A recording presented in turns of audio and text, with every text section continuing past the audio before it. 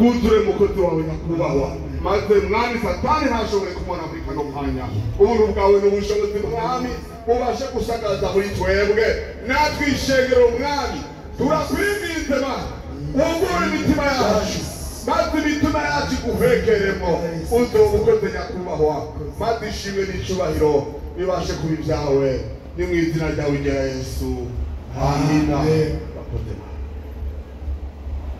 shaka mashini wakaze mwalimu kuna wenye uhadiwane anazo mwimbia Bwana mbinguni. Kuna wenye uhadiwane wanazo mwimbia Bwana mbinguni. Kuna wenye uhadiwane wanazo mwimbia Bwana mbinguni. Sabe muhaguruke kugira tugorora imitsi gatonya uko tuzakumara akanya katari gato twicaye. Wanasema ili wewe Bwana stahili, ili wewe Bwana astahili.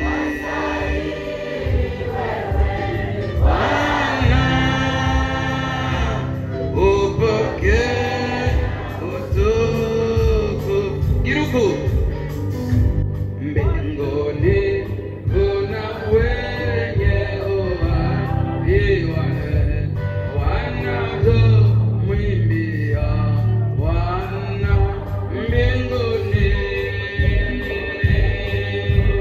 Wenye uhadiwane wanazo mwimbia Bwana wanasema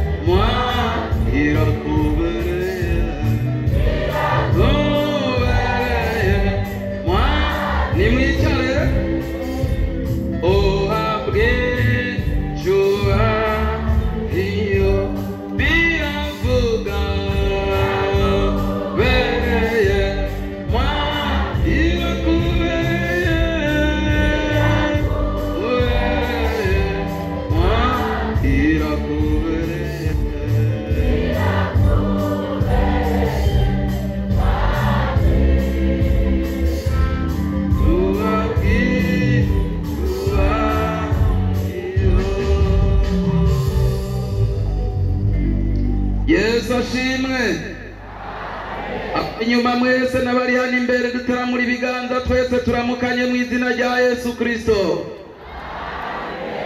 Mbega mwaraye amahoro?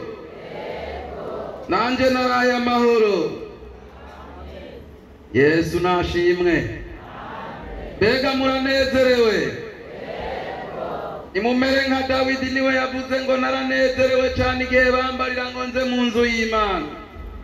Aha rero no kuvuga turi muri boîte. Sema amena. Aha turi mu kirori cyo kwa Yesu. Abandi bari mu kirori hariya muri natwe ngaha turi mu kirori cyo kwa Yesu. hajya nasanze abarundi Imana yaratezagiye abahaye imigani bavuga ngo inkware zisezerana hehe mu masesa, kandi hajya iyo abantu basezeranye ikintu ntikigera kibatera ingorane. Amarana goma ndababwire uyu munsi uratandukanye n'iriya yindi minsi yose mwari mumaze iminsi muza kwinjira. Amen. Amen. Imana yaranyeretse ko abakristo basengera ngaho i Bujumbura bihuta cyane, ariko nagoma ndabasabe uno munsi ntimwihute. Bugati amen. Uyu munsi mubuhe Imana ntimwihute. None turabisezeranye.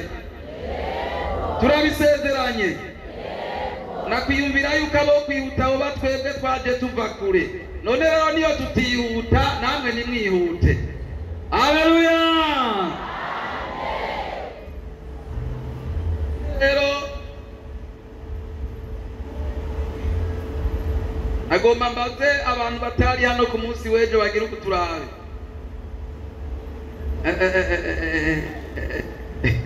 Ni benshi pastor.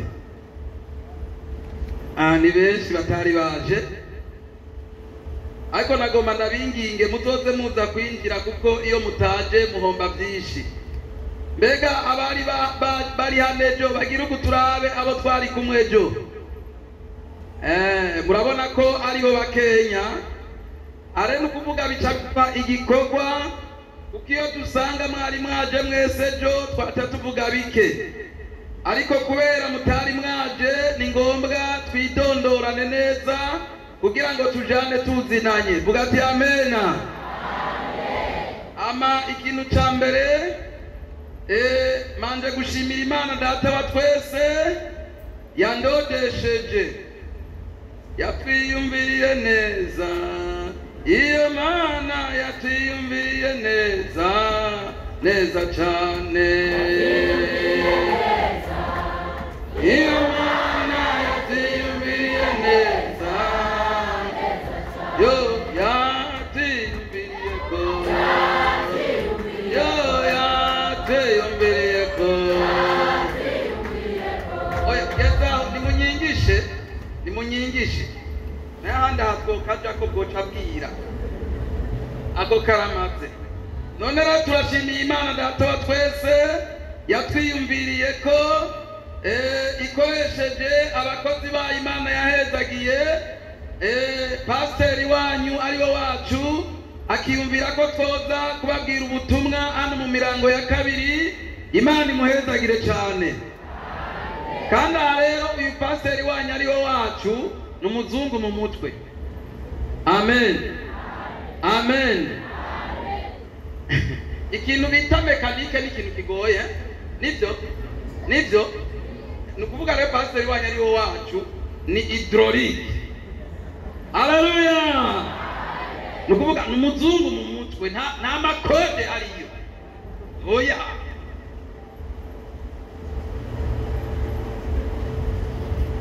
Amen. Kandi ndashimira na pasiteri wanje nawe nyene n'umuzungu mu mutwe, nta makode ariyo. N'umuzungu yera, nimwamubonye none. Mbere yari yambariye bishobotse byanga n'ishengero ryose. Turi kumega bene. Mugabo hari uwundi avuga ati jana batatu nturenze, ntumarira abantu. Hama rero nukuvuga nagenda mubwira ati muvyeyi ndagusabye jewe umpa abantu tuzojana, kuko nshinzi naye gatonya jewe nasengerewe mu Rukaramu, niho nabatirijwe nsengererwaho ndakorera umwaka. Bampa mitasiyo kuja gukorera mu Gatumba marayo imyaka 5. Mu Gatumba nari mfise igisoda cyo muri Kristo Yesu, twajana muri misiyo y'ibikorwa by'Imana. Bugati amen. Abo twajana nababwira ati rero ukaba ufise amakode ataco wikura ntungere inyuma. Twagenda dusezeranye sawa, akatavuga ati nukuri jewe ndikura, ayo mfise yose jewe ndikura. Rero nimba wikura ingo tugende. Amen. Amen. Marayo imyaka 5 maze abavyeyi imyaka 5 baca bagabura ububwiriza, Gatumbigira ububwiriza, Rukaramigira ububwiriza, jewe baca banyugaranira mu Gatumba. Hama rero banyugaraniye mu Gatumba kuko mu bugombe bw'Imana umuntu atagenda atumbereye, agenda azunguruka. Bamaze gusengera umurongoza ndongoye, bica biba ngombwa ko bankura mu bwiza bwa Gatumba, caza gukorera ahantu bita mu Kajaga, kandi ndifuza ko mu Kajaga muzohabona. Base bazoza mu Kajaga mwohaza mu Kajaga boca mwitora ikosa. Urusengero turiko turubaka ntabwo ruta n'aya masharapani, kandi abariko baragubaka ngira abo bangana n'iyikorare bibe n'ijya gusa n'abantu bari ngaha kurusha. Mugabo mwoshikayo dufise bizivuga ko tuzosengera hejuru, dufise bizivuga ko urubatizo ruzobera hejuru, hasi hazoba amaparakingi y'imodoka, kandi iyo bigeze ni kure cyane. Vuga ati amena. Naho twatewe n'amazi tuvuga tuti naho tuzoba turi batatu tutajenga tu. Vuga ati amena. Candabwira pastor ati mpabashitsi tuzojana, kandi nkeneye abo mu Rukaramu kububwiriza nabo kwishure, tishaka utore bose uyore. Amen.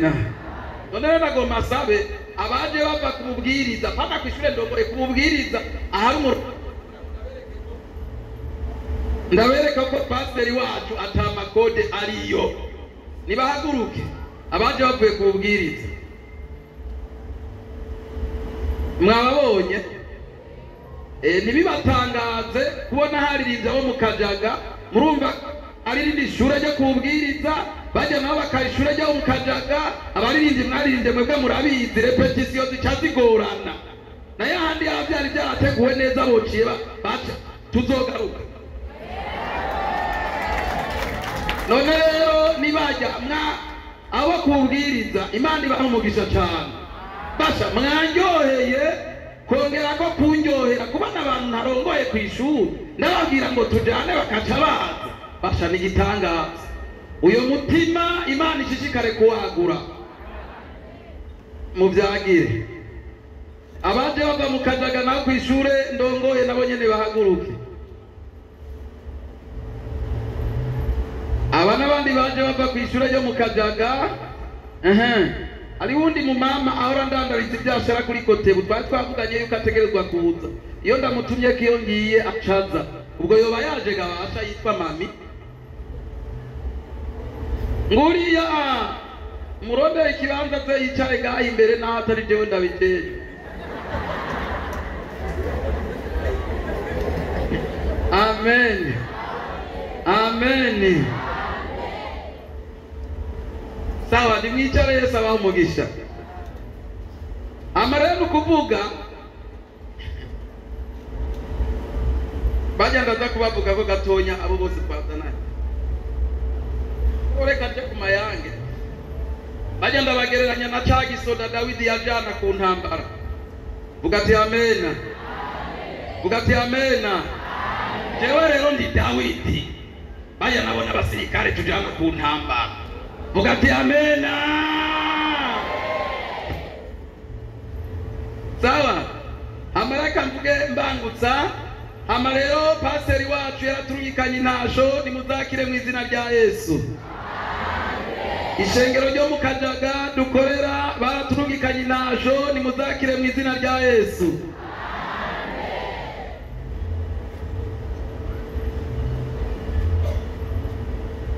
Abo twari kumwe narababwiye amazina yanje.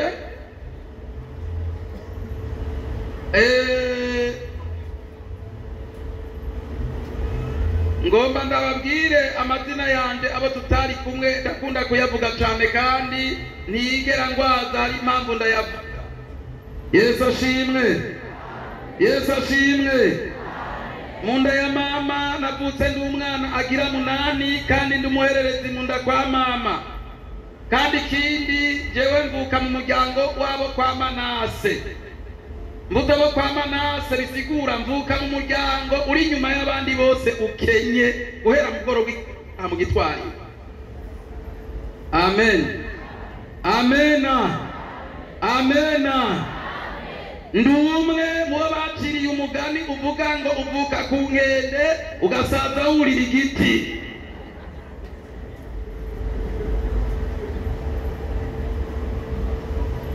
Hama rero baciye banyita Minani kuko ndi umwana w'umunani. Iryo sindarihakana kuko nije mfundikira inda ya mama mukonka ibere nararyose ndihereza kuko mama bambarira ngo wewe waronse kugeza igihe ndiko ndagenda uvuga ngo ma hagarara nonke wanseza gukubite. Narayanunuje rero yose ndaheza. Mu Kinyarwanda bantazira bucura. Hama irindi zina rigira kabiri nitwa François. Iryo rya François nababwiye ati ni munyite Minani mwebwe, mugabiri rya François jewe nije nzogiyita. Abo twari kumwe jo narababari impamvu nagiswe. Navuze naritegereje twaba ahantu kure cyane atari mu gihugu cya mu Burundi kuko jewe sinavukiye mu Burundi. Hama rero navukiye ku mupaka w'u Rwanda ahantu bita Ibyumba. Hari umugwizatunga yitwa François. Hama rero ndamwitegereje mbona afise ibintu byinshi cyane. Ndavuga ati uko bigenda kose ntegerezwa kwitwa François kugira ngo nzotunge nk'ujya mugwizatunga. Amena, amena. None ndabafinze bizoza cyangwa ntibizoza? Karacara gace urindire gusa gatonya. Haleluya. Rero muri make nibyo ababwiye ko nzobazanira wa musheri wanje nkunda cyane. Mwamubonye? None mwabonye hari icyabaye? Abo ni ndazi gucagura.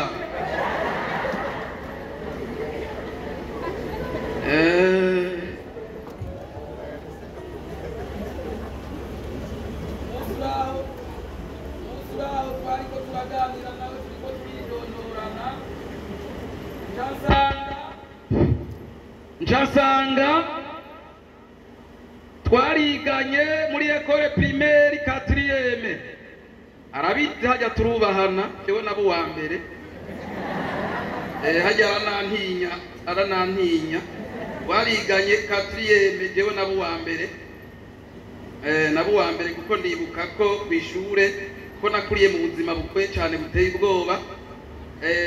Aho abandi baje kumva amanota jewe nabana nagiye guca amafaranga. Atamvuga ati nibagende bumvirize jewe kazimanzi koza kuba wa mbere. None kibango canje hari kugenda gitwaye.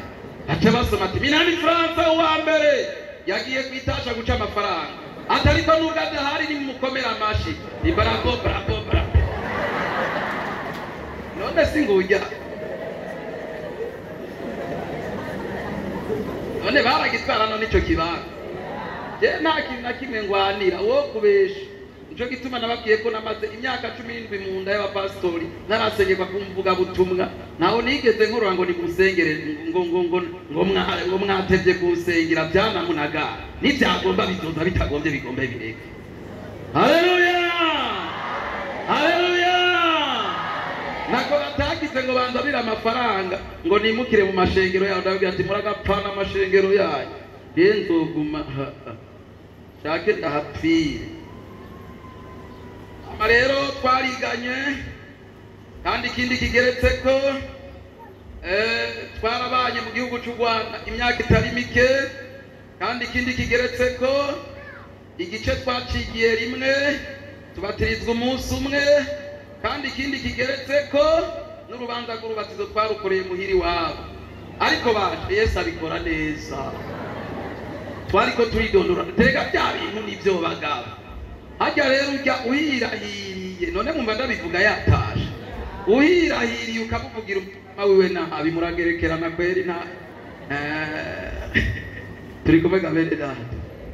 Haniyo namba yambarira ati mbega uza kwambara iyahe? Ati yayindi toya uze kwambara ijya. nawe nyene jo mwitwe ya telefone arambaza ati none nambara iki ambara impuzu isumba izindi zose. Rero ako karamaze nabonye abantu bari bashavuye hariya gatonya nagombye kugira ngo batwenge gatonya. Yesu adufashe kuko ibituma abantu bashavura biriho ni byinshi, ariko ngaha mu ngoro y'Imana nimunezerwe kuko ngaha turi ku kidengeri bita Betesayida. Ugati amenya uza kwitangira uwundi gutambukira mu mazi abona ibitangaza vy'Imana. None rero tudatevye tuzingurure Bibiliya zacu turabe igitabo ca Samweli wa mbere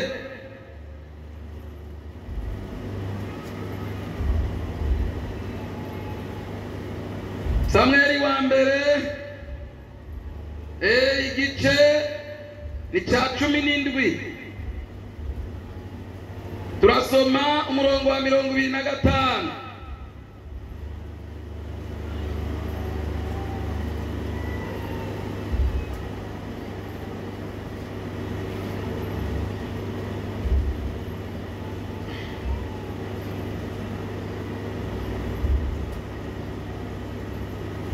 Mutwe w'amajambo uvuga ngo Dawidi yumva Goliyati acokora Abisirayeli.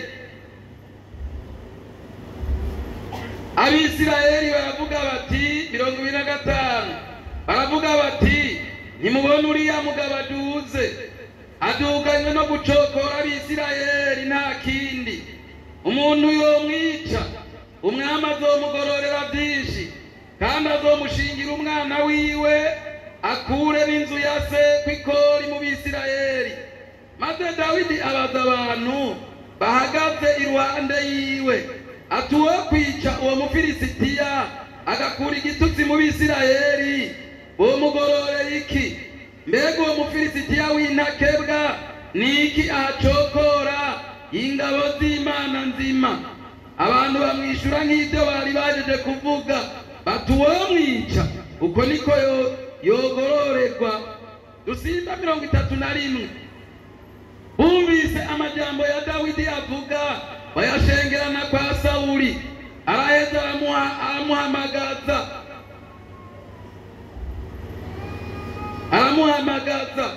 Dawidi ashitse abarira Sauli ati ntihagire uwo arandura umutima, jewe umusavyi wawe ndagiye kugwana n'uwo Mufilisitiya. Sauli yishura Dawidi ati niwoshobora kuja kugwanya uwo Mufilisitiya ukuri umwana, ariko we yamenyereye kugwana uhereye mu buto bwiwe. Dawidi yishura Sauli ati jewe umusavyi wawe iyo ndagiye intama za data hakaza intambwe cyangwa idubu kikazahura umwana w'intama mu mukuku twaca tugerekerana ntagikubita ntakiyaka mu kanwa cyavumbukana ntagisumira urusakanwa ntagikubita ntacica. None umusavyi wawe ko namaze kwica intambwe n'idubu n'uwo Mufilisitiya w'intakebwa azopfa nta kimwe muri ibyo kuko yacokoye ingabo z'Imana nzima. Imana yacu nihabwa icubahiro, Imana yacu nihabwa icubahiro. N'aya majambo tumaze gusoma atari make, ariko ijambo ngomba tuvugane ijambo rivuga ngo kugwanira icubahiro c'Imana. Vuga ati amena, vuga ati amena. Ku munsi w'ejo twaravuganye ijambo rivuga ngo kuba umutunzi Imana yemera.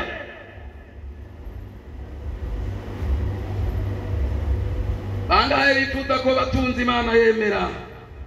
Haleluya, haleluya, haleluya.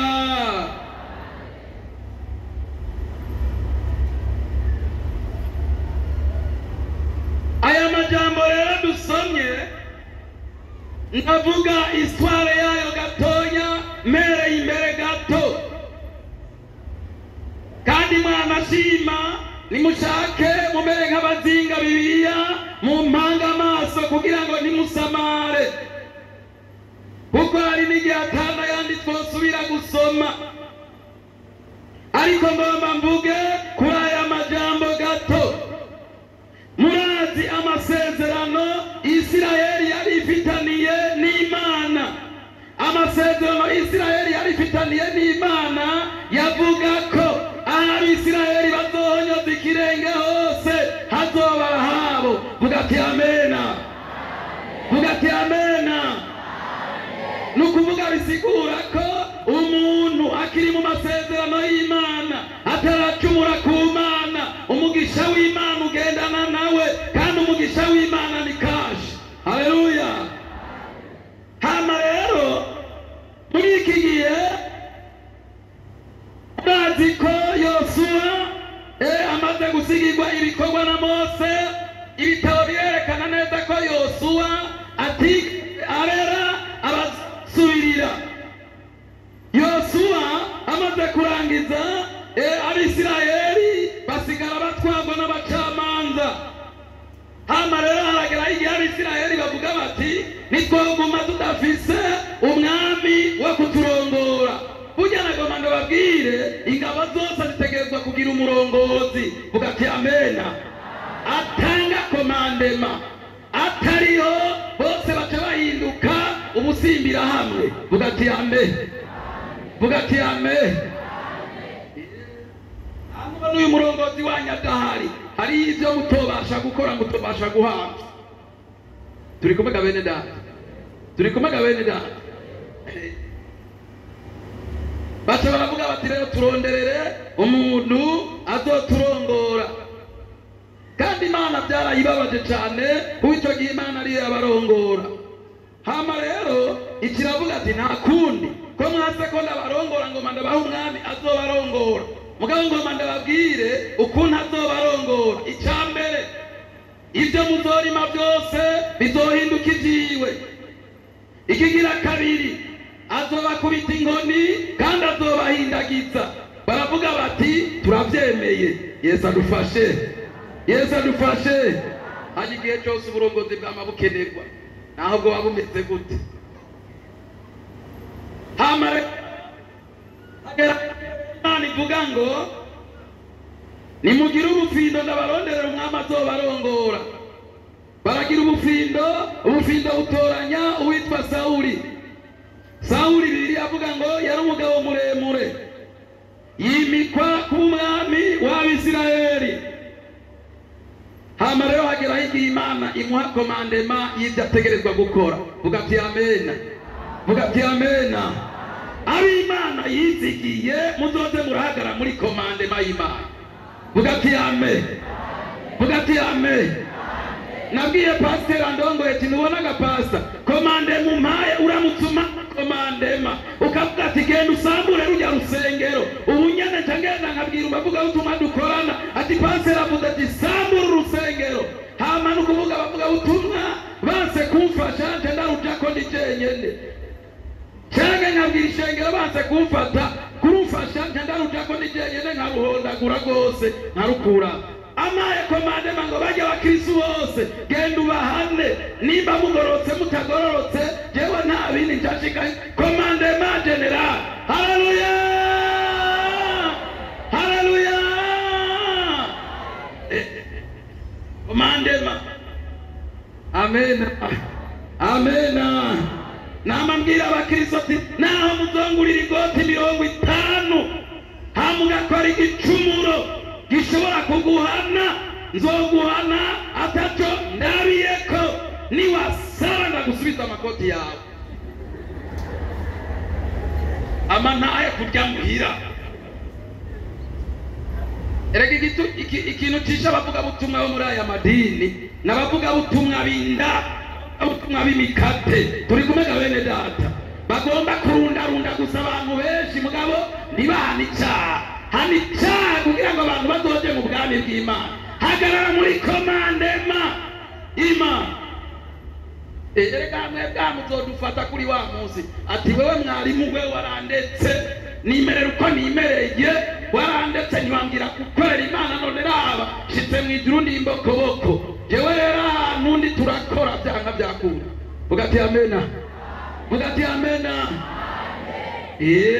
banse kubikora ndabikora ndijeye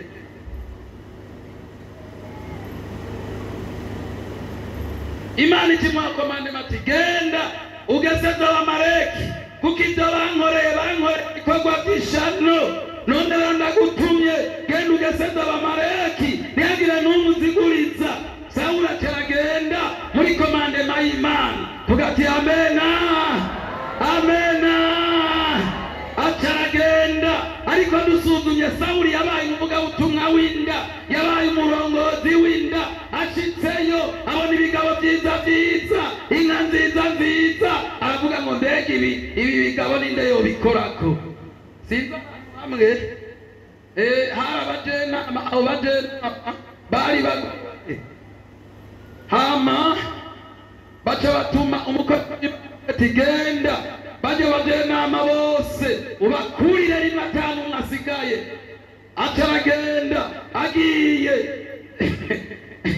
amena amena agishika gusa bamukubita impene uwundi amusubira iyindi uwundi amusubira iyindi uwundi amusubira ati mama aba bantu bameze neza ukubega ninde yo bahanagaye mwe ati mugabo siko bari bamutumye Yesu adufashe baca bamukurayo bamukuye barungika yundi barungitse yundi atashika abo bajenama bose bavuruga batera akajagari aca bakurira rimwe hatahera umwaka wose ishengero ritagira abajenama kugira ngo rimanze ritore umurongo neza mwavyisi vyoroshe amena amareo genda uvyeture niriri munda ukuremo nije uhoraho ndaguhaye komande bavuga ivyo bankozeko si vyiza bategereye abisirayeli bari mu rugendo bariko barajabuka bankoreye ikintu kidakorwa none ngo ndabasubirize mu mvoko acaragenda yewe abona ibigabo byambaye amakaruvati mbega nka jewe kanyarucari nka jewe mfise vya biro nababwira bari nko gufyevye tu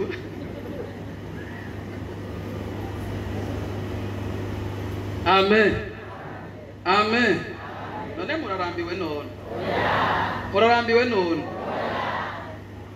muzo kurambirwa zoba paye acaca hajya kwa pastori bamusenge igikorane twaragisenge vuga ati amen vuga ati amen ahantu uza gutaha arahigwa atagarutse arahigwa atagarutse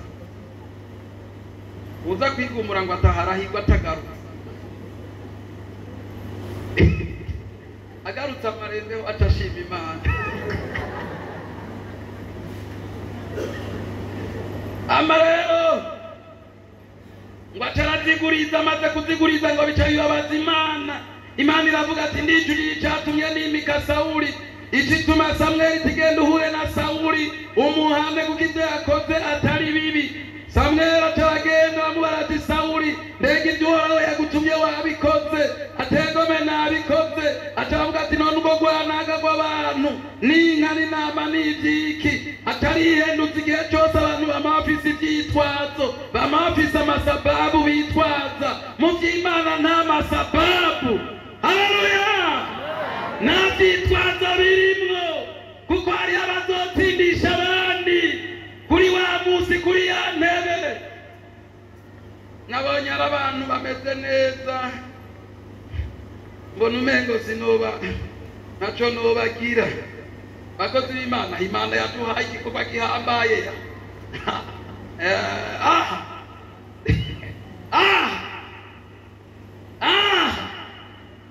aha mukundana n'ishengero mu mwanya ibikorwa bikigenda neza mugabo umunsi bitagenze neza n'amabuye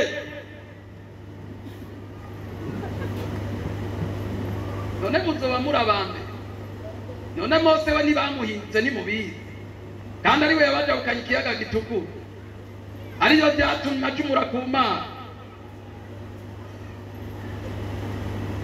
Imana ibwira Samweli iti rero umvirize rero ko byagenze uko nirobanuriye uwundi mu mwami mu rugo kwa Isayi ameze nk'uko umutima wanje ugomba. Ejo twavuze ngo Imana yo mu ijuru iraba hehe? Iraba hehe? Niraba y'amakoti oya, niraba imodoka ugiramwo oya. Wogira imodoka cyangwa ukagira amakoti mugabo Imana yakwitegereza ikabona uri umukene w'umutindi yapfutanya ataco yikura agenda amenya.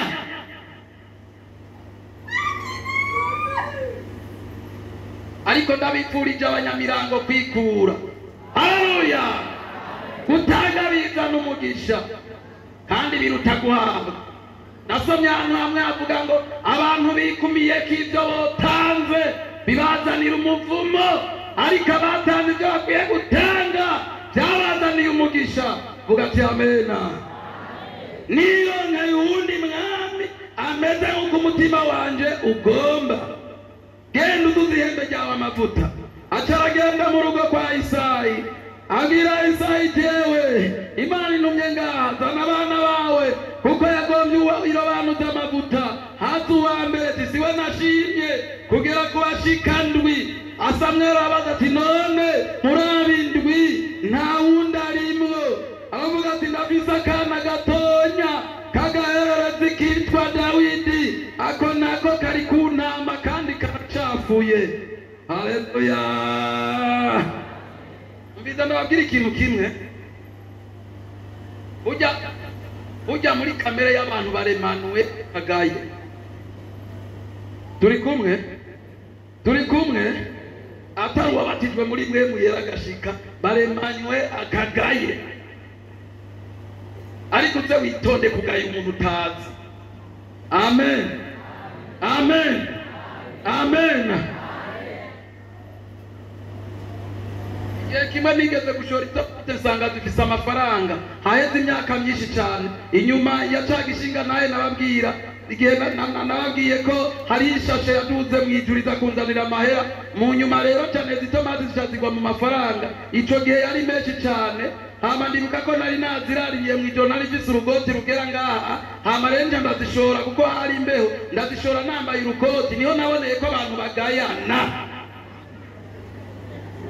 Hama rero ivyo bihera cyangwa bitsindagira muri nyakoti kuko nta kundi kuntu ari kubitwara. Nshakira bene uku ahantu rero naboneye ko abantu bagayana n'ukuri. Nca ninjira mu modoka, ninjiye mu modoka nicara impande y'umuntu yari afise amapete sinomuvuga mu izina y'amapete ajejeta bene aha. Hama rero ndamwicara impande n'ubwo rugoti, mugabo ubwo rugoti naho rwanuka rwarimwo inoti di. Cyanda mwicara impande vuga numva mfise ibiro nari mfise ubutunzi. Tugati amena, tugati amena. Nuzukangwe n'umuntu ubona umenga ari inyuma y'abandi. Nimba Imana yaramutungishije uramwubaha. Tugati amena. Candicara ibiro nari mfise wari kumenya ko ndabifise ibyo biro. Erega hari ibiro tugenda na Imana tungishije mu byo bwo mu mutima. Dutambuka dushitsa kuko turiyumva kuko Imana yadutungishije. Haleluya!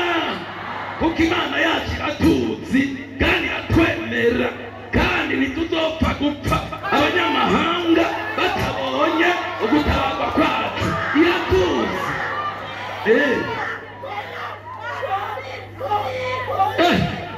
Hama nimunyigishe. Hama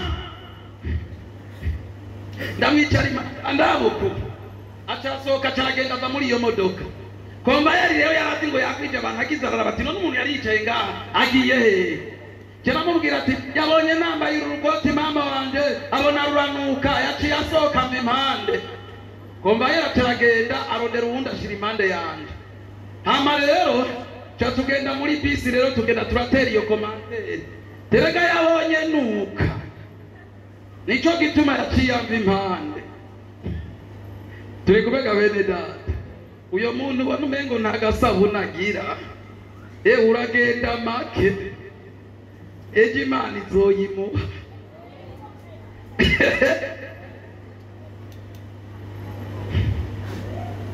hama rero avuga ati yabonye ncapfuye mugabo umviriza ndabatera inkuru nukuri naje ndabizi ko ncapfuye kwe mugabo iyi koti yanje sinari kuyita nca ndakora tera bitari gutuma ntayitaye rabi ibintu biri muri iyi koti none mubona nari kuyita kandi kugira ngo ndababwire hari abantu batatu Imana icubahiro kandi icyo cubahiro Imana yarakibaye nukura ko nagatete uwa mbere n'umutunzi vuga ati amena uwa kabiri n'umunyabwenge uwa gatatu n'umutegetsi naho oraramo naho noba ntambaye ibirato Imana yarampezagiye ahantu ubu nofata nk'imiliyoni 5 nkasandaza ngaha hari abatotsi birakumva ubutumwa bote bavuga ati mwari mazokumaza ujya muntu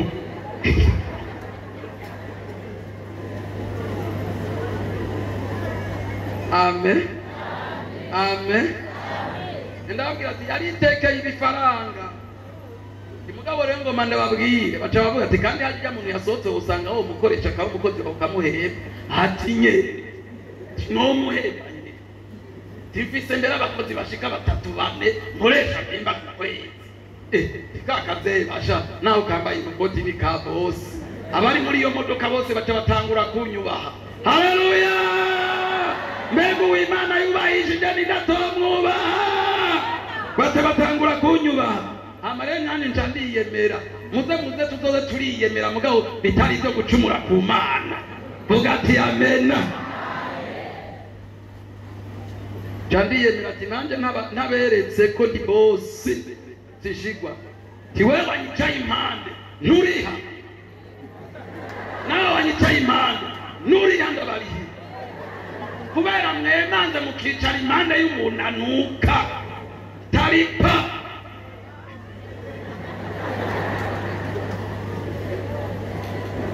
icyo gihe nari amajana 3 nayo amajana 3 kari nk'akatsi gasokotse kunzi mugabo bantu nari ari mumwe yari yambaye jinisi nk'iya 50 yagiye aravuga ati we mzee wende mzuri we mzee uko bwana we mzee kubera amajana 3 vuga ati amena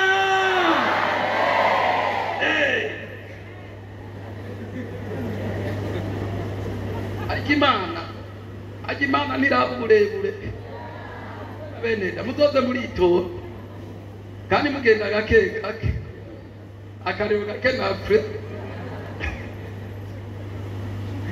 turi kubega bene da abimana yatungishije turi kubudahanga bagwa bw'ijuru no vuga byishigiye condengana ariko kandi pastor ni agomba nzogaruke nshake vuge byinshi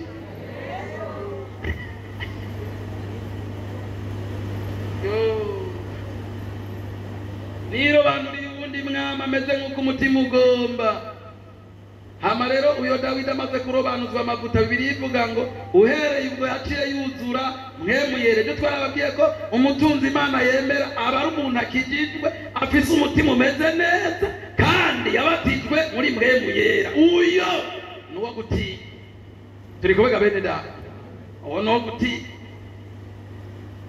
Dawidi rero icyambere atagira agakiza ikigira kabiri acangwa robanujwe amavuta naho karakana kagufi turi kubega beneda naho karagahereze nka mwarimu François naho yari mugufi nk'uku ndeha none mubona ndi mureme sa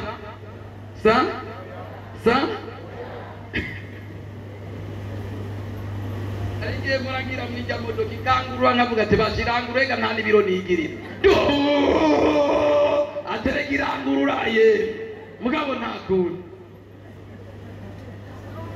ama rero ako ka Dawidi kamaze kurobanuzwa amavuta Bibiliya ivuga ngo hageze ikintu kigashikira cy'intambara ngo mpemu yera yacamuza ko kawushungwe kugira ngo amushoboze kurwana iyo ntambara kandi birerekana neza ko yari umwungere hama igihe kimwe rero acaravuga ati ngomba ngende nje kuraba bene data bo tuvukana bari ku ntambara acaragenda gukenguza aragenda kuraba bari ku ntambara Yesu adufashe Yesu adufashe asanga bari ku ntambara bariko bahangana n'umugabo yitwa Goliyati. Uyo Goliyati amatambwe yarafise niyaharurika. Dawidi nako kari kirehera bene ubuka kari kameze nka bwa bwana bumwe bitwa bagitandara. Yesu adufashe niko kari kirehera, ariko bagitandara uto bagitandara. Imana ntiraba uburebure, Imana ntiraba ubunini, Imana ntiraba ibyo wambaye, Imana ntiraba ibyo itunze, ariko Imana iraba mu bwigobeko bwo mu mutima. Vuga ati amen.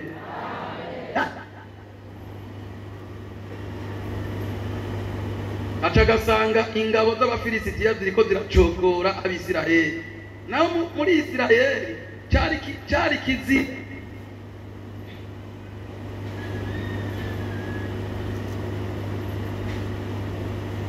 Goliyati akadasokoroka mu Afilistiya akavuga ati emwe mw'Abisirayeli mwe nimuze manze ndababagire ibisiga. Ngo Abisirayeli bakaca batinya bakajugumira bakadegezwa bakajugumira bene ukume bakaca batangura kwivuga ngo nimubona rujya rugabo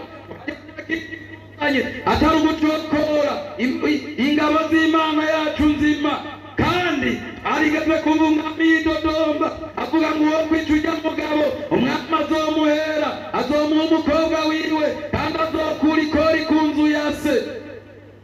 Dawidi ivyo bica bigwa mu matwi yiwe. Vuga ati amena, vuga ati amena. Ijambo rivuga ngo kurwanira icubahiro c'Imana.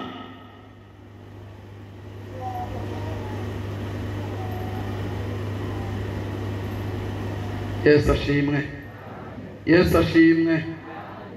Dawidi acaragenda. Kugira ngo mandababwire ibyo wumva biri muri wewe nibyo bizima. Vuga ati amen. Ibyo wumva bibira muri wewe nibwo butunzi bukomeye Imana yaguhaye. Ashitse Dawidi yitegereze ukuntu ingabo z'Imana ziriko ziracokogwa, azayumva ababaye mu mutima bwa butunzi Imana yamuhaye. Yumva aratuntuye, yumva ababaye, acabaza ati mbega ujya mugabo uwo mwica byogenda gute? Bamubarira nk'ibyo bari bavuze ubwa mbere, ariko ngo ayo majambo Dawidi babajije ngo baca baragenda bayashengerana imbere y'umwami. Vuga ati amena. Naho domeka itara ngo ajye ubikwa igisimbo, ariko arishira ahantu abona. Turi kumega bene data, icurimwo ico Imana yaguhaye kizogaragarira abantu. Naho domeka itara ngo ajye ubikwa igisimbo.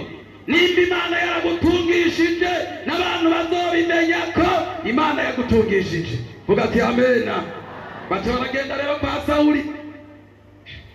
Sawuli hari akana kavuze ngo turi kumega bene data, muga murumva ko bari barenze n'ukuri. Kavuze ngo ko shobora kugwana n'ujya mu Filisitiya akamunesha.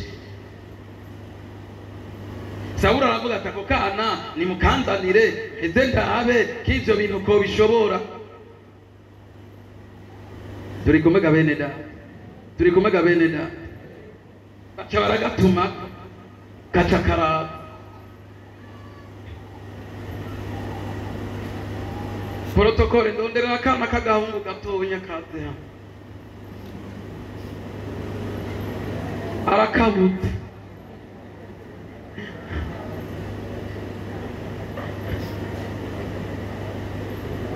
Ewe gaye ashura gatoye. Ntugire ubwoba sha, nitwasohoka ndaza kugusororera. Sawa sawa. Haturi kumwe, ntugire ubwoba, ndaguha inoti kandi uze gutaha ndaguha inoti. Sawa. Vuga dego.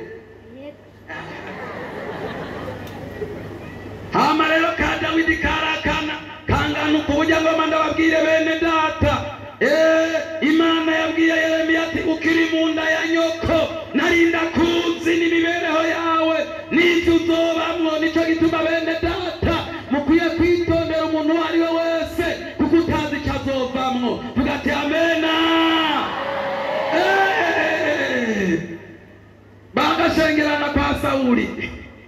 Sawuli arakitegereza ati basha iyi ntambara irakomeye ati wamwe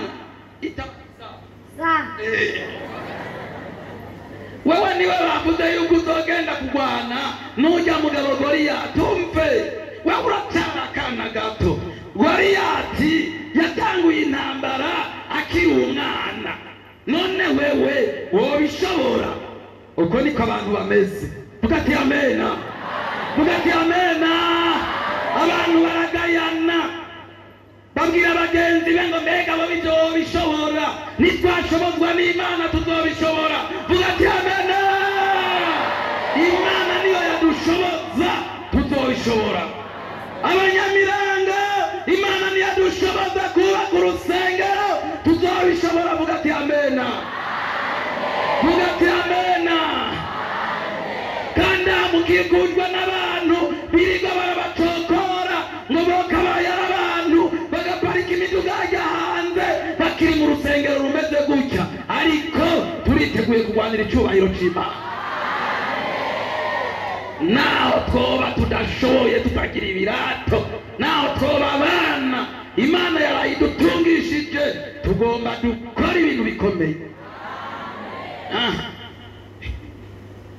Wakana wewe urapfuye, bakuru bawe barananiwe, mugabo kukana nawe kaguma jeko ya ari byo numva ibyo numva umengo ukizina y'Imana tupa no kumampa simba yiriho. Mugati amen. Ari Imana yatungishije iyo niyo migabo yabo, huko izina y'Imana ritupa no kumampa. Kaca karamubwira ugati amen.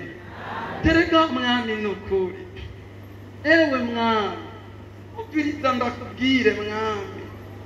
Turi kumega bene data, turi kumega bene data, bene data. Umve jewe nuziko ndi umwunge iyo ndagiye intama za data ndi mw'ishamba ndi jenyene, hakaza igikoko cyitwa idubu kikaza kikanwara umwagazi w'intama, tujya tugerekerana. Haleluya. Kuko uhereye amaze kurobanurwa amavuta mpebu yera yamamuza ko imisi yose, kuko mpebu ni watuma tunesha intambara zose duhura nazo, atariwe nta numwe yogenda ahagaze. Uko nukuri muri ukena atari mpebu yera uraje nabi wo kwiba. Mugabo mwewe yaracavuga toya naho biruko shikama shirama duhuye nidubujewe twatutatugerekerana nkagifata nkagitabura. Kandi rero nacobuza nashobora gutabura ujya mu Filisitiya mu byo jewe numva bibira nka kimwe muri bijya bikoko. Sawuli yumvise uko tishasha akakana reka ngira ngo ko bari kaja kicane cyangwe ngira ko bakariza amakarate basha abo nahetse sibake nakana gaheze nibagomba bagafete mafo. Ati mugabo rero mwana umusoda arafise ibimuranga, urindire ndaguhe ikirato, ndaguhe n'iteni, ndaguhe n'inkinzo, ndaguhe n'inkofero, ndaguhe n'icumu, ibigwanishwa bikwiye. None reka tuvugane ukuri, nkaka woga hakijya kirato cy'igisoda akakambika iteni, mubona byogenda gute? Baca barakambika ikirato kigeze ino, ikindi kigeze ino, inkinzo mu gikaraza, ya kaske ifuka amaso ntacyo pfa kumpa. Haleluya. Icaraho icapo amareba arabiga kagatambuka re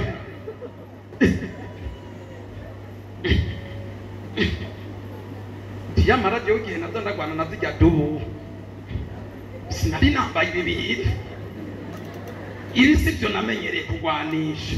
Turi kumeka bene data, kuko intambara y'impembe tugwana ni gwana n'inkomezi, ni gwana n'amahera, mwibaza ngo iratinya amahera intambara y'imbeho tugwana ushaka ufise ayangana gute udahagaze neza baragukumbagaza ababandanya bakabandanya urugendo oya ntigwanwa n'amahera ntigwanwa n'imiryango ntigwanwa n'icyubahiro ntigwanwa n'ubutunzi oya ntigwanwa n'abantu Imana yatungishije bene aha mu mutima avuga ati amena aravuga ati ibisivyo vyewe amenyereye gutambukisha acaragaruka ati mwami ni ukuri je n'igihe cyose mba ndi ku ntamba ibi navyo namenyereye tora ibintu vyawe tora ibintu vyawe haleluya acarabimuka acaragenda atora umuzana bita umuhumetso mu kinyarwanda umuzana utera ibuye bene uko acaragenda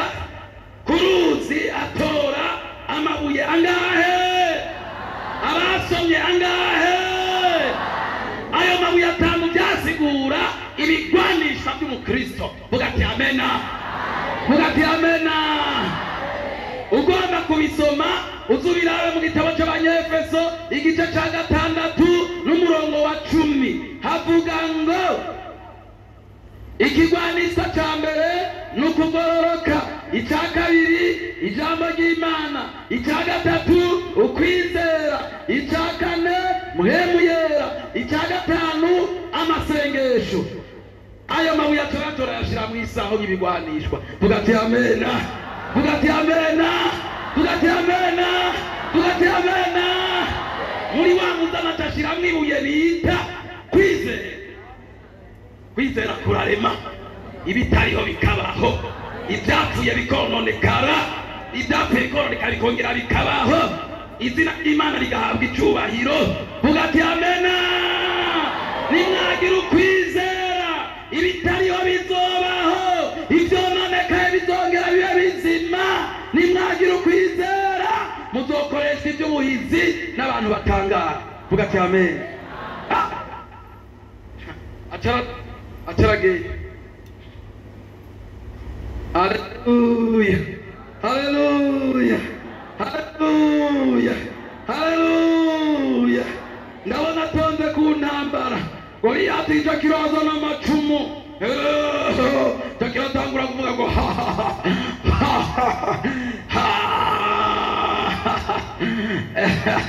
hananiwe mwebwe hananiwe bajya bakuru banyu none kajya kana koko yo ega bakubwiye ko jewe ndimbwa bagwanisha ubuhiri n'amabuye ngwino ndakubagira ibisiga imbere y'Imana zawe ariko Dawidi yatura ijambo rikomeye vuga ati amena avuga ati wewe uje kungwanya ufise icumu n'ubukobera n'inkinzo ariko jewe nje kukugwanya mu izina rikomeye mu izina rihambaye izina ry'Imana y'Abisirayeli wamucokora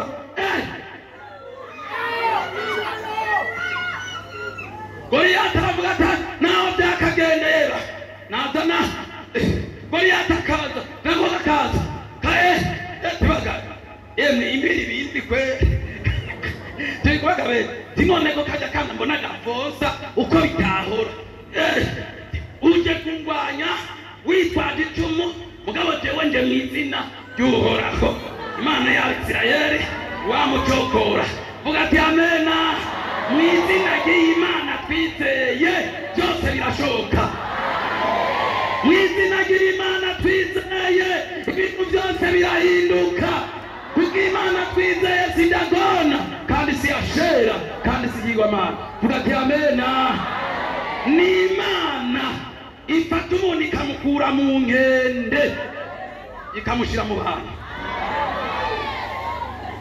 iyo abantu batunganywa n'ukubera bava mu miryango ikenye jewe mba ngenda miguruwazi n'imvunja ziba zarantondereye ariko uko nizigiye Imana yanje vuga ati amena yankuye mu nkende none ishikanye mu mirango na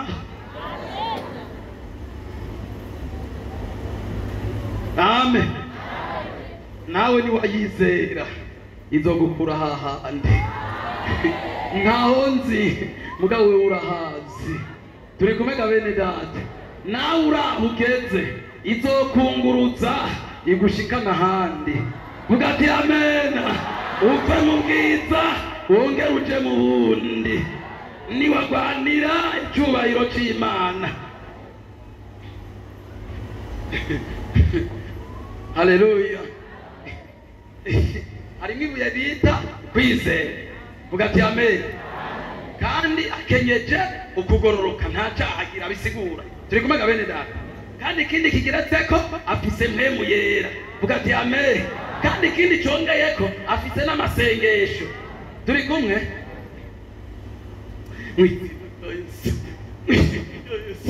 mwizina rya Yesu erega yarumva bibira bene ikintu kibira mu muntu nta bwoba yigeragira ngoma ndakubashingira intare gatora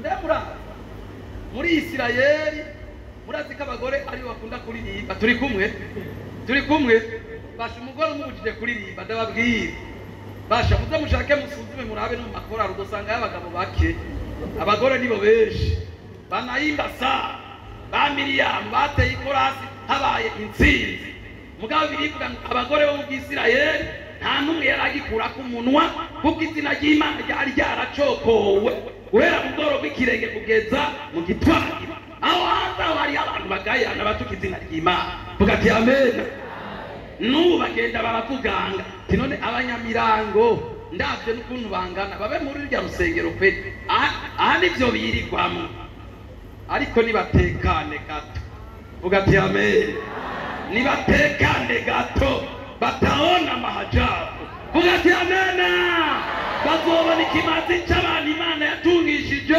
mu buryo bwo mu mutima bataona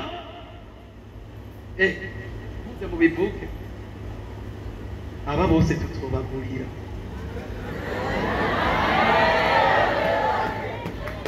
Imana yacu ni Imana yiganze ifise amanyomo vuga ati amen vuga ati amen bajya bose muguma mu bavuze ubugoma ngo bimbiri werindira inzoka isumye yindi zomiri yindi vuga ati amen zose ziboneka nk'inzoka mugabi ya Mose yazimize zose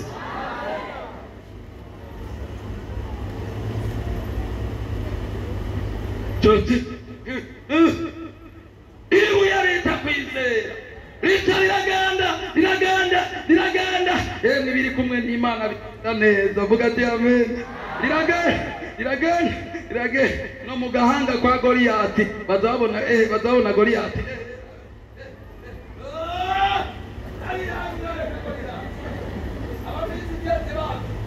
aho twakagendeye twaza tubona akamara amazi none bamaze kubona umukuru wabo aguye hasi bari basigaje iki baciye batemesha bariruka aho bariko bariruka abagore bo mu Isirayeli nabo baciye baza vuga ati amena nibari bakiririmba nibari bagishima bari baracokowe n'Imana yabo ariko Dawidi agwanira icyubahiro cy'Imana ndakwipfurije kugwanira icyubahiro cy'Imana niyo bagwanira icyubahiro cy'Imana Imana igashigwa hejuru nawe izogushira hejuru vuga ati amen sema amen abagore bo mu Isirayeli ngo baca bava mu gisagara Dawidi yica ibihumbi ndiri abagore b'Isirayeli bava mu bisagara basanganira Sawuli baririmba Dawidi icyubahiro cy'Imana gikwira mu bisagara batangwa no kugira ishari turi kumega bene ariko abantu nimbura bugirire n'ukuri Yesu adufashe nabwiye abakristo tabazobona ndiko ndarya umukate bakagira ishari Imana izokibica izobarandura kuko nibazi inzuzi naciyemo najabutse niba bagomba kwibaha baraza bacaho naciye ndabe ko bahagera nimuzote kubona umuntu ariko arajya agakatere ngo mwibaze ngo biroroshe yaciye ahantu hakomeye hahambaye vuga ati amen mugabizi Imana ivuze Mungu akijasema anasema Bwana wa majeshi. Nabesha oya habanamba nabesha. Bitwa muvyayi Rebeka aba anyaba mwebwe tuzaturajana nzoca hose ku ntambara. Murabyemeye nani cyo ndabemereye basengera Imana ibaha amafaranga dukorera Imana tukiri mu mwuka w'abazima. Rebeka twari kunywa mu masengesho biza umwana w'umukobwa aheruka kugira mariage kari kakiri gato aca yerekwa inzozi ngo abona mu ishusho umuntu ameze nka Yesu bijya berekana mu sinema. Murabibona ngo abona araje aramubwiye ngo mwana ngo so wawe nzomuhezagira. Aho nibaza ngo nari mu bintu bimeze ibintu novuga izuba ryorengana andika ahantu nindiye ninavyondi butimwe azoba ari muri kijya gisagara ninavyondi yindi azoba yimukiye Bujumbura. Aha birahaye biraza bogo kwe akisha sema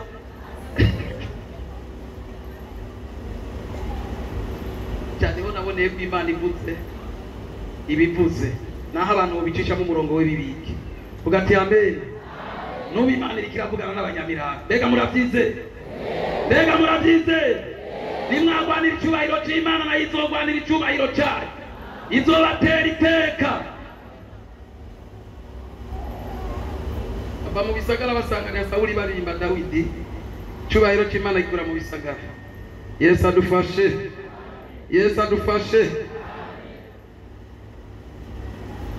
Ngomba turangize ndabashingiye inahe gatonya twigeze kuja mu gikorane cy'ahantu bita Imurambi. Ico gihe bari batumiye umuvuga butumwa yitwa Mugisho Samuel yari impumyi. Abariyo ngira ngo ico gihe muri mwebwe nimba bariyo baramwibuka. Nukuvuga amaso ataragira yavutse mu nda ya nyina atajisho ririyo. Hajya umuntu avuka amaso agapfa akabariyo wewe ntihagirayo nambere na twese dusangana inyama gusa.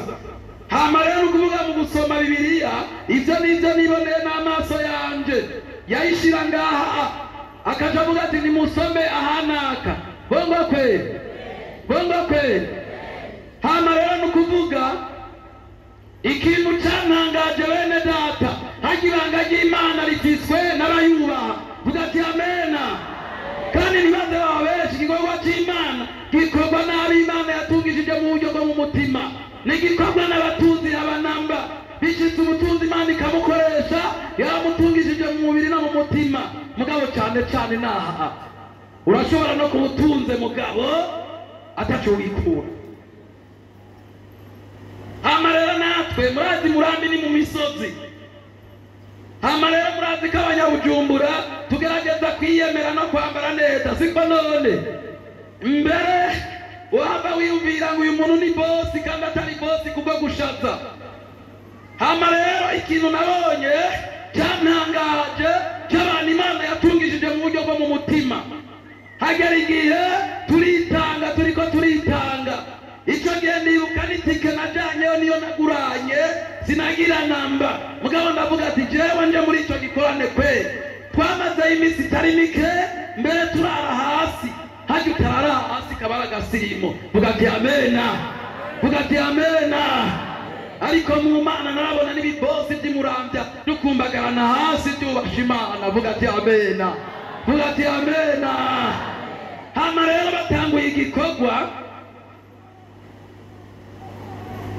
bahereye ku bantu batanga 300 bageze ku mugore batanga 100. Icyo gihe twari twajyanye na korali yo mu Gatumba santarare y'ubwiriza. Hama rero tujya tubona abakenyezi bambaye miguruwazi atabirato bagira. Datubona baragurutse bavuze 100. Ivyo nivyo niboneye n'amaso yanje. Abanyabujumbura twaje tuvuye i Bujumbura twitegereje uwo muntu agurutse ukuntu yambaye turavuga tuko biri kose yatitiranije sivyo. Turavuga ati ujahe manze wumvirize ngira ngo watiranije bivanye nuko twabonye kuntu yambaye.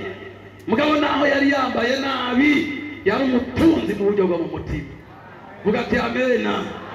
hama rero uwa mbere tukamufata ati yewe abyumvise neza amafaranga bavuze nawe gatwi kumurati nirekera nabyumvise ndeka kaza tubona agiye turi kumega bene data tukaguma duhuvura amaso bene ukuye turi kumega bene data naho batambaye ibirato ari ico Imana yabahaye vuga ati amen akatagenda akavuga ati jewe ndafise inka yanje kubw'iki gikorwa c'Imana iyi nka ndagiye kuyigurisha muri iki gihe bavuze amafaranga nzomba yazanye twebwe natwe twabafata ku magoti nta n'ihene tugira turi kumega bene da nitugira namba twasigaye turitonda ikosa vuga ati amen niyo twaboneye ikimazi c'abantu Imana itungishije mu mutima baremera bagaheba n'ibyaha haleluya bangahe bifuza kugwanira icubahiro c'Imana tugomba dusenga Imana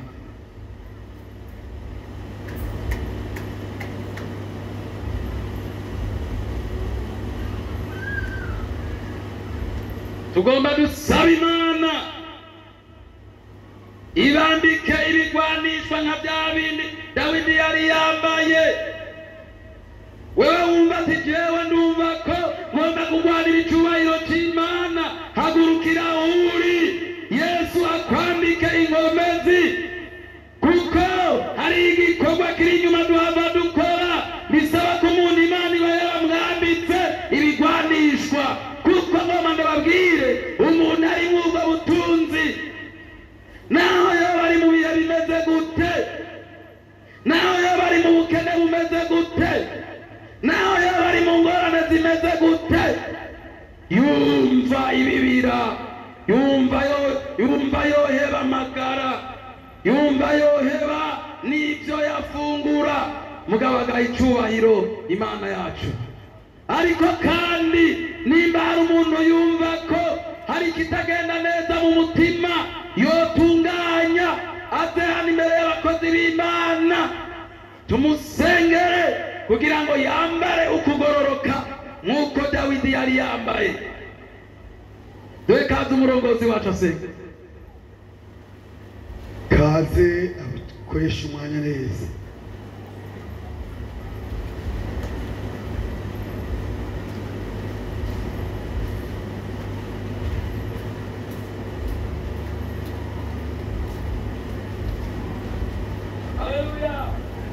amen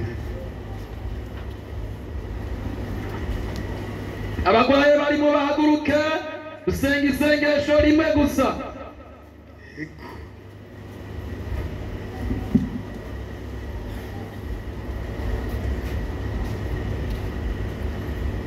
mukoresha umwanya cyane aho mugeze muhagarara aho nyine mugeze kugira ngo dukoreshe umwanya neza goro ikiganza cyawe icyo wahagurukiye n'icyo ugomba gutunganya Imana yakizi intumbero kugira ngo icubahiro c'Imana gishyirwe hejuru uhoraho Mana data wa twese byagiye mu ijuru uhoraho gitanga cyagiye kacu mwamenye n'ingabo we kugira ngo izina ryawe rishyirwe hejuru ngo nta fomiri bamwe nturaba ku cubahiro gukura Dawidi ku cabo hariya nyuma y'intama kugira ngo igihe cyari gishitse ko Isirayeli itabara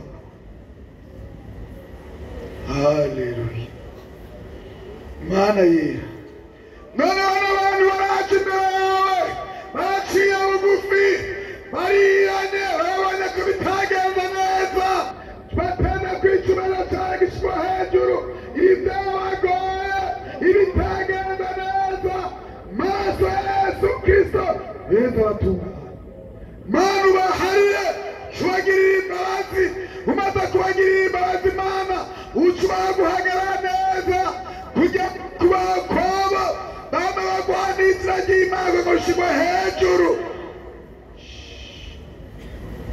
n'aba bantu bose bahagaze bafise imitwaro itandukanye bafite ibibazo bitandukanye wowe urabishoboye ko Goliyati ari kigatanya kambaye ngo Abisirayeli bose bamwitegereje baca bacobwoba bagatinya na bishobora gushika imisozi y'indwara ibibazo bitandukanye bimeze nk'igisani kuri iyi saha turabatuye gukira tubatuye kwinjiza gutabarwa kugira izina ry'Imana rishyirwe hejuru. Urakoze kuri Imana ubishitsa, urakoze kubidukoreye, natwe turizeye kubidushitsa ko muri byose mu izina ry'Umwami Yesu tubisabye, amen.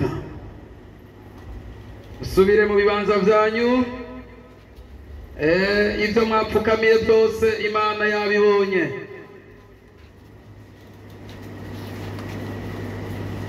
None rero kadusubize wari kuri porogaramu ashishikare.